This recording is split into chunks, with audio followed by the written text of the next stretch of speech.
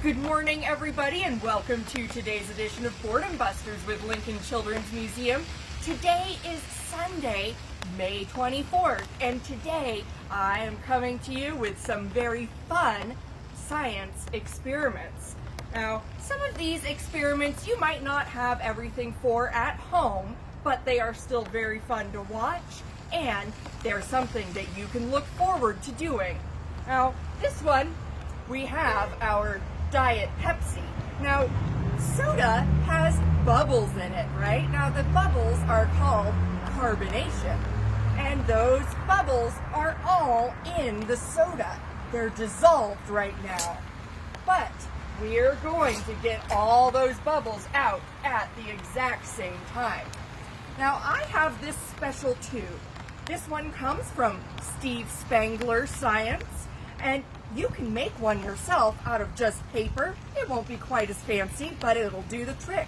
Now, this tube, it has this little red part on the bottom, and that will hold the Mentos in the tube until I'm ready to drop them all in at the same time.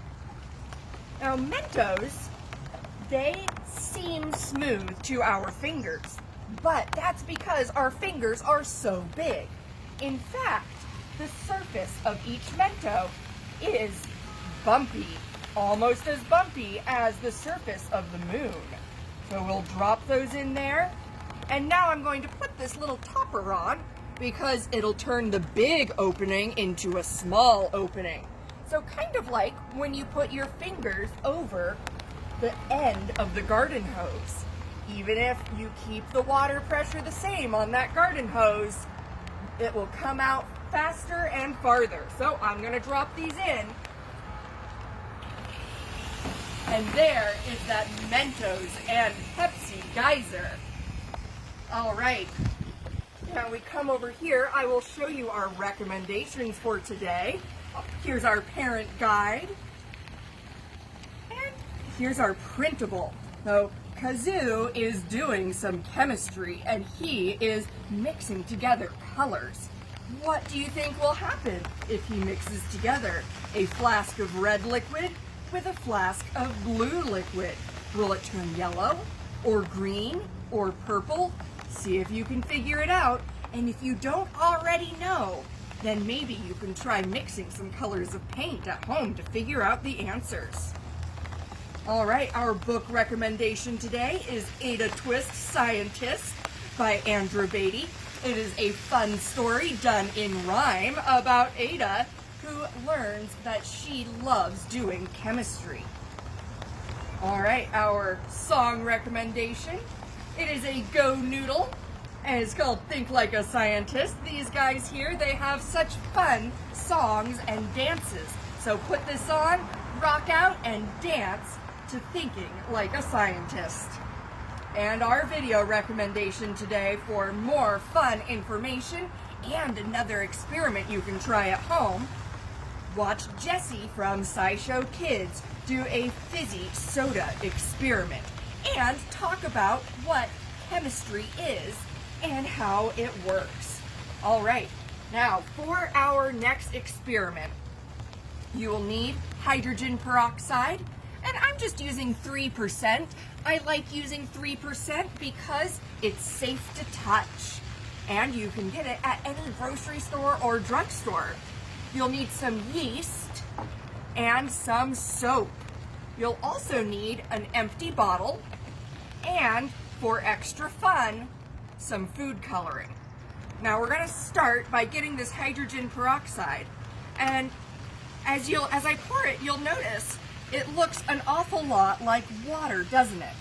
Well, hydrogen peroxide is H2O2 and water is H2O. So the only difference between hydrogen peroxide and water is one little tiny extra oxygen molecule atom. All right, now we need some yeast, and this yeast is actually a microorganism. So it's a tiny, tiny little living creature. And we're just going to need about a teaspoon of it. And we're going to mix it in with some water to make a solution. Now, I do want to show you what happens when we add some yeast to just plain hydrogen peroxide. So in this little cup, I just put some hydrogen peroxide, and now I'm going to sprinkle in some yeast. So keep an eye on that. What do you see happening in that little cup? This is yeast put into water. So I'm noticing it's getting kind of different there, isn't it? The edges are fluffing up.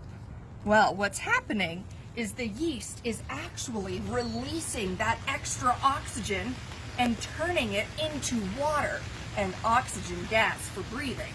All right, now I'm just mixing this yeast into this water here because it will help the reaction go a little bit faster.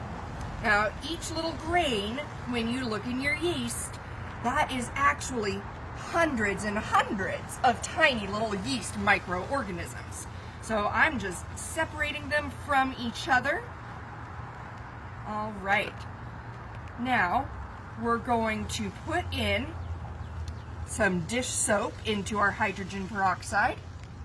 And the dish soap will help to catch those gas bubbles as they come out. All right, just do a little swirl here, get that mixed together. And I'm going to add some food coloring. It's fun if you can drip it at the top and then have it kind of stripe down the inside of the bottle. So there's that. Let's see here. I'm going to use a popsicle stick to stir this together just a little bit more. And you know what? I think I also have some red food coloring here too. So I'm going to dye the hydrogen peroxide red with green stripes. All right. Now, what do you think is going to happen when I pour this yeast solution into the hydrogen peroxide? Well, let's find out.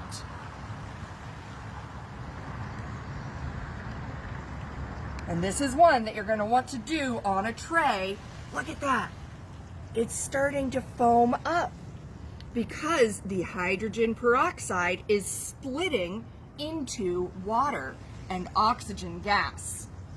Now, if you do have some clear developer, maybe some solution for bleaching your hair, that's actually hydrogen peroxide. And you'll need to use gloves and goggles, but it will go faster. Now, this is still pretty neat. And as I touch the side of the bottle, I notice that it's getting kind of warm. And that's because this chemical reaction is actually creating heat. Oh, there it comes on out. And with that stripe on there, what does it look like? It looks like toothpaste. Now, if an elephant was using toothpaste, he'd probably need a pretty big tube. Now, this is going to keep coming out here for just a little bit longer. But while that's happening, let's make some slime. All right, for slime, you're going to need some borax.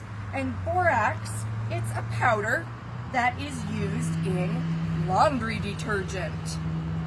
So it's something that we don't ever put in our mouths, but we can use it for science experiments. Now, this is just water in here, and I'm going to put in some borax. Now, the amount that you put in, it really doesn't super matter. I'm actually going to hold some of this water off to the side here. All right, I'll turn this one into borax solution.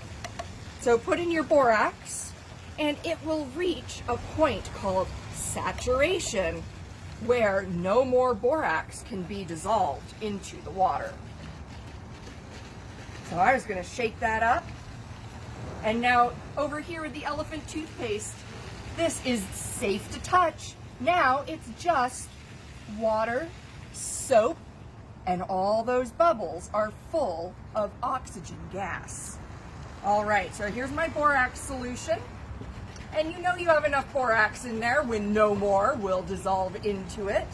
So there it is. And borax can be found at most grocery stores in the laundry aisle. All right, now here's the water that I set aside, and I'm going to add some glue. Now, there are so many different slime recipes. Comment below and tell us your favorite one. This one is half glue and half water that we're going to mix together. And we do this to kind of loosen up that glue. Now, not all glue will work for this. You have to have glue that has a PVA component in it. Now, PVA, polyvinyl, it is very similar actually to PVC, which is polyvinyl carbonate, those white plastic pipes that you see everywhere. All right, now here it is. Because that PVA is actually shaped like spaghetti noodles. It's just a whole bunch of tiny molecular spaghetti noodles in a dish. Now we're going to organize those spaghetti noodles into straight lines. All right, that looks great. And I think I'm going to go with green here. So if you want to add color, now's the time. If you wait too long, then it will just sit on top of your slime. All right, and now it's easy to see if it's all mixed together until there's no more stripes. And you know, I'm gonna add a couple shakes of glitter in here too, just for some extra sparkle and fun. There's a little bit of black glitter, a little bit of blue glitter in my nice green slime. All right, well, is it slime yet? Not yet, it's just watery glue. Now we need the borax solution. Now you don't want to add too much all at once. So I'm going to use a squeezy pipette here. You can also use a measuring spoon. I'm going to put in one squeeze and stir. Now already I'm noticing some changes happening in my slime bowl. The glue solution is starting to clump up. Now, it's very important that you don't add too much borax solution all at once, because otherwise it'll just turn into a hard plastic. Now I'll add another little squeeze here.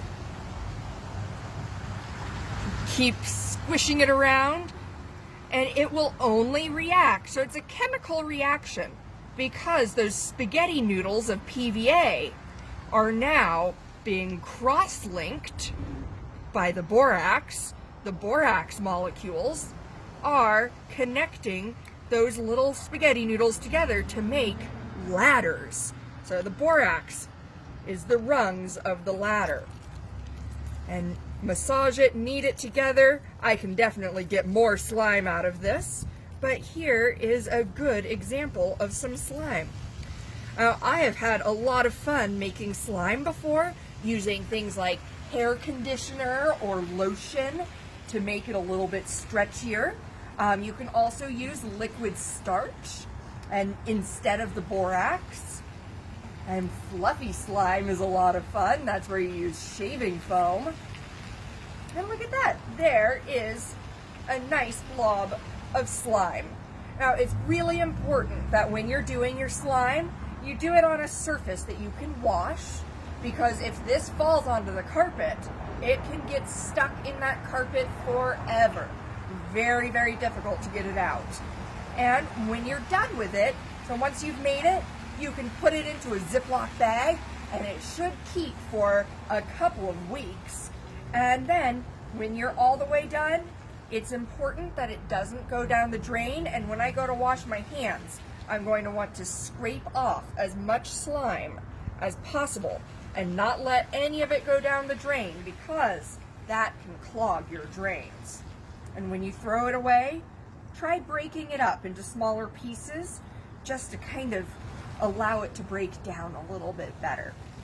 I hope that you had fun with all of these different science experiments. And if you have any ideas of other ones you'd like to see me do, comment below and we might be able to figure that out. Now, I do have a joke. It's a chemistry joke for today. And I mentioned molecules and atoms and elements. Well, molecules are made out of atoms, and atoms make up all of the matter around us. So this table is made out of atoms. My skin is made out of atoms. Even the air that we're breathing is made out of molecules and atoms. So my joke today, Miss Katie. Yes, Miss Greta? Why can you never trust an atom? I don't know, why? Because they make up everything. Have a nice day, everybody, and I will see you all tomorrow morning at 10:30.